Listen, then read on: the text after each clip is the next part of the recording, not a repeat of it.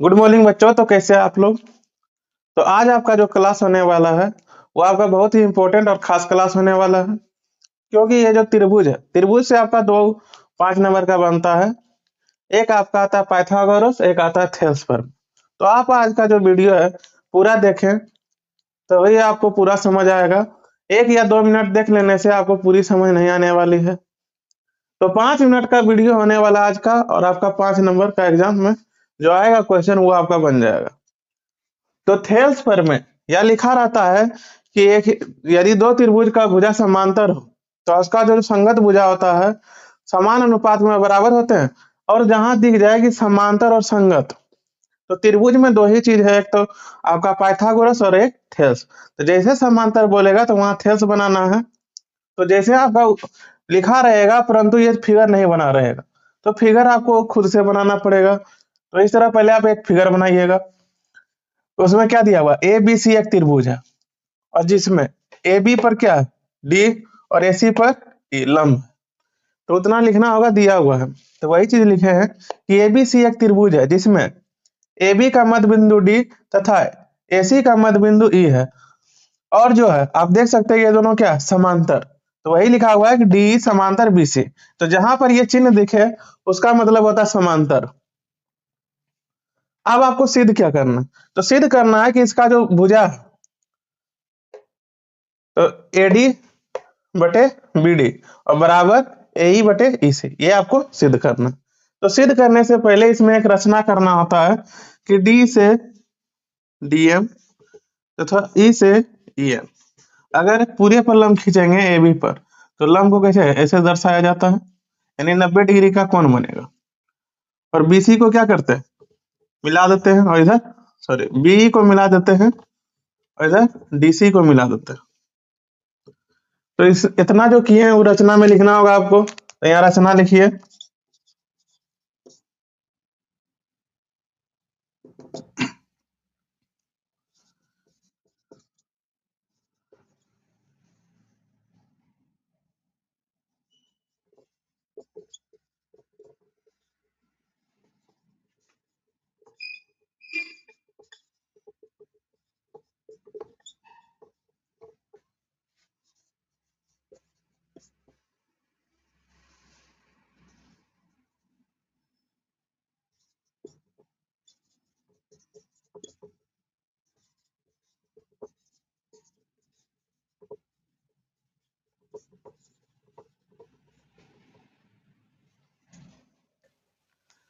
तो देखिए जो यहाँ पर किए वही चीज लिखे हैं कि डी से डीएम, डी से डीएम, एसी पर क्या खींचे लंब। उसी तरह लिखे हैं ई से ईएन, ई से ईएन जो है ए बी पर क्या खींचे लंब, और बी और डीसी को मिला दिए। यहाँ तक तो आपका ठीक है।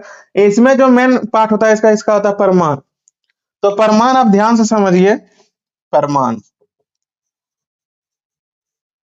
तो परमान में देखिए, एक बार ये छोटा वाला त्रिभुज में चलेंगे, और एक बार आपका ये छोटा वाला जो बना डी सी पी, एक बार ये छोटा में लीजिएगा, एक बार इस छोटे त्रिभुज में चलेंगे। तो यहाँ पर जब चलिएगा तो पहले आप लिखिएगा जिस जिस जिस त्रिभुज से आप चल रहे हैं पहले वो लिखिए। त्रिभुज ए डी ई तथा त्रिभुज डी बी ई से। तो जिस जिस त्रिभुज से चल रहे हैं वो लिख दिए। अब दोनों का क्षेत्रफल बटा अनुपात में लेंगे, तो यहाँ लिखिए त्रिभुज ए डी ई का क्षेत्रफल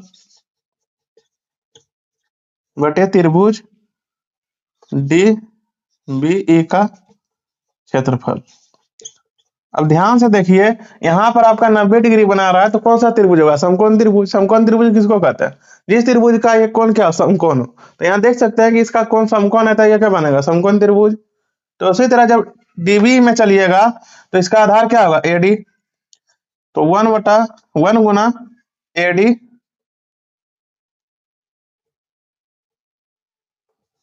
एडी, और गुना में क्या करेंगे, लंब इसका क्या होगा, ईएम। तो लंब जो होगा जो इसका है उसी वही लंब नीचे वाला त्रिभुज का भी होगा। तो यहाँ कीजिए, इसका आधार क्या होगा, बीडी, और लंब आपका ईएन रह जाएगा। इसमें देखिए कौन कौन सा कट रहा है, ये दोनों खत्म हो गया, ये दोनों।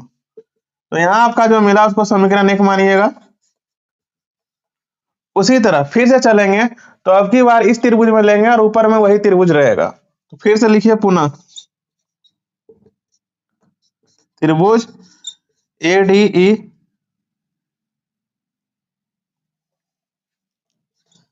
तथा त्रिभुज, अब की बार इस नीचे वाला छोटा में चल रहे हैं DCE लिखे हैं, DCE से।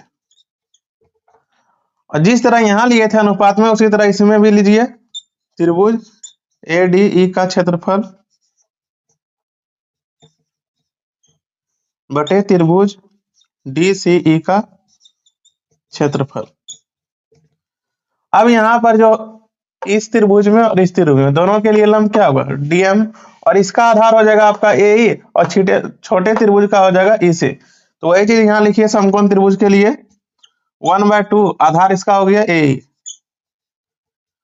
गुना DM।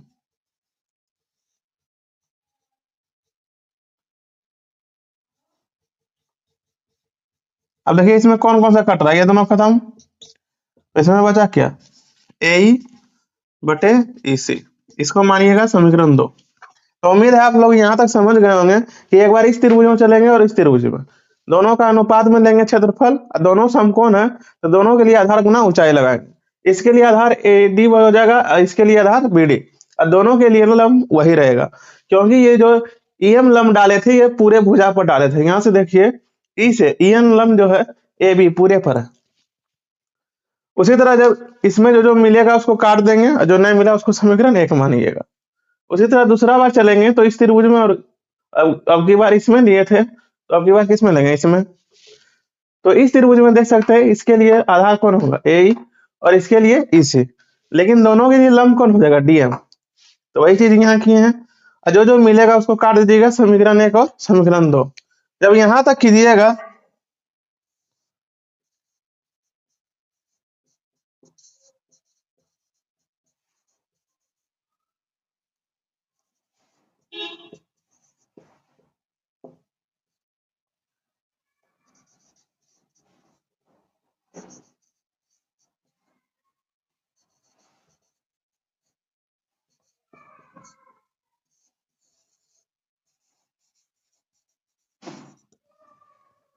यहाँ, अब यहाँ आपका हो गया सिद्ध, यही लाना था।